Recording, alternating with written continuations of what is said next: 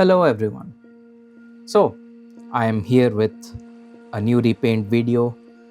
This one, unfortunately, I actually did the unboxing video of this, but I did not get the time to edit and post it because I was busy preparing for a test, which I have tomorrow. Yeah, I know. I know I should not be ideally doing this right now, but since I cannot focus right now on my studies, I decided let's just get done with this. Anyways, so this one was Bleach. This is a figure which, honestly, there are very few figures from Bleach which are actually good, and fortunately this comes under one of those categories. Like, so this series, the series itself, is a favorite of one of my very dear friends. We were roommates in my undergraduate, and that guy was a huge fan of Bleach. So he actually asked me to draw on one of the walls of our room. So we had a huge picture of Ichigo on one of our walls, and it stayed there for like the first year. And then when we moved out, we removed it, we cleaned it off, of course. Not going to leave it that way. So anyways, the moment I bought this figure, that was the first thought that came to my mind, that yeah, that guy will love this figure. So with that in mind, I ended up buying two of these figures. So the first one is the normal repaint, which I'll be auctioning, this one, and I'll be making a separate one for him just for his own personal collection. Anyways, let's get to this one. So this figure, it's quite big.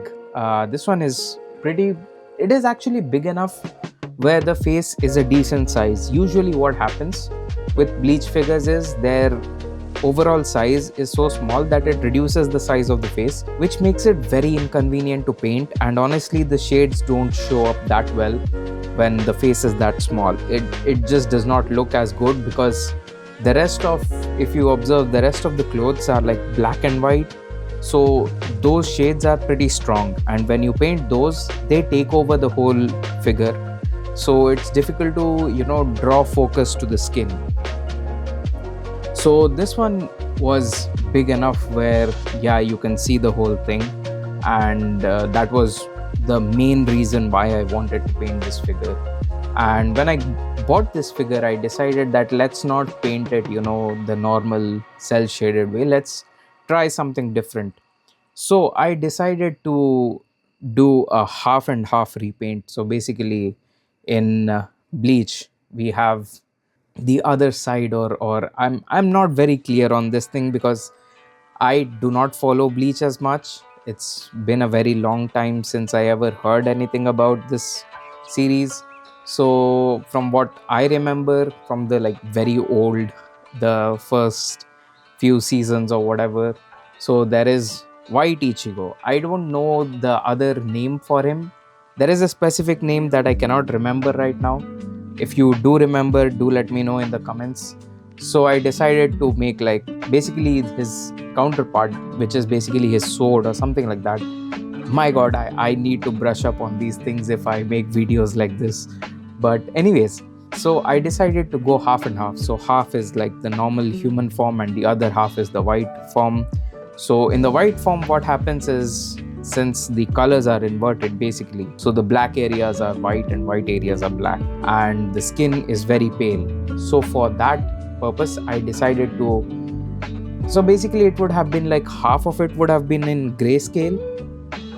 Now for the grayscale, I went with slightly different shades of gray.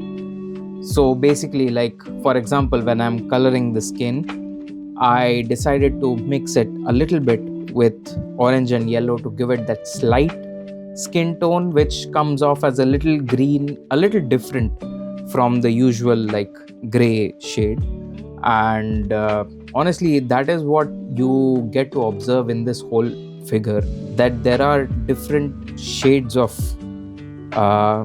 gray that I used with mixing with different colors. For example, for the hair, I mixed it with a little bit of orange, and A lot of it was done like painting the whole thing first normally, the normal shades first, and then painting over it with gray. That is something that I did, and that kind of worked out in my favor because a little bit of the shade below the paint, below the gray, kind of comes through, and that adds to the color, kind of gives it a different feel. So when you look at the figure itself, you can kind of distinguish between the different shades of gray instead of it being one straight gray tone, which is what I really enjoyed doing in this figure. This was one of the things that was really fun about this figure, because otherwise it would have just been the same black and bluish gray shades and the whole thing just normal cell shaded figure. So that variation is what actually like got me interested, to be honest, and the final result came out looking really nice. I mean, it holds up really well with the different shades and everything. When you look at it, you can distinguish those things, and it was really fun to play around with these colors and do these different types of mixings and come up with these different shades. So that was probably that was the only different thing that I did with this figure. That was like kind of an experiment to see how it turns out if I do the half and half split.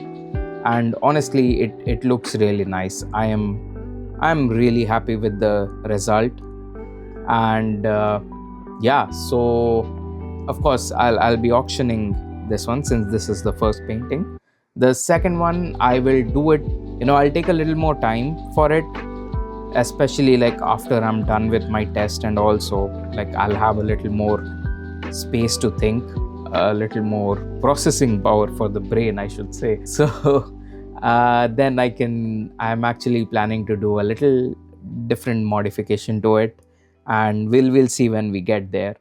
But for this one, this was the process, basically cell shaded but with a little slightly different concept, and it was really fun. These are some things you can try when you are doing cell shading stuff, or even normal if you're doing airbrushing. I don't see why you can't do this kind of thing, but these are things that keep the whole theme interesting when you add a little extra to the figure. Now it's not just the Grandista Ichigo. It has its own different concept, so it kind of makes it a little unique compared to the other figures, and gives it a different kind of beauty. It brings out that beauty of the figure. So honestly, it's a very well sculpted figure, and I appreciate the work that they put into manufacturing this, because it is big. It's around like over 30 centimeters, and the details are quite nice. So honestly, I'm really happy that they released a figure like this, especially in the Grandista series, which is a prize figure series. So these are like not that expensive. Otherwise, figures of this size generally tend to be quite expensive. I remember I have one figure from Mega House, which was like very expensive. I had to pre-order it, and it is still in my collection waiting to be painted, but I never got around to painting it. So anyways, that's it for this video. I hope you liked the painting, and if you have any questions, any comments, anything you want to say, you can leave it in the comments, and I'll try to get back to you as soon as possible. Till the next one, bye bye.